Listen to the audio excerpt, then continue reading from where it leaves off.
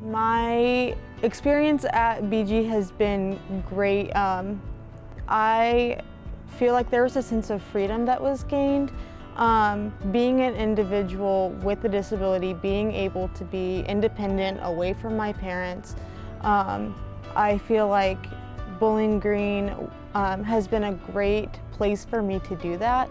Individuals here are very kind and understanding, and I think the biggest thing that I have learned over my time here is ask for help, because more than likely you're gonna find somebody that is willing to help you, whether that is with a physical task of holding a door open, or maybe it's, I just need someone to talk to, I'm having a really rough day.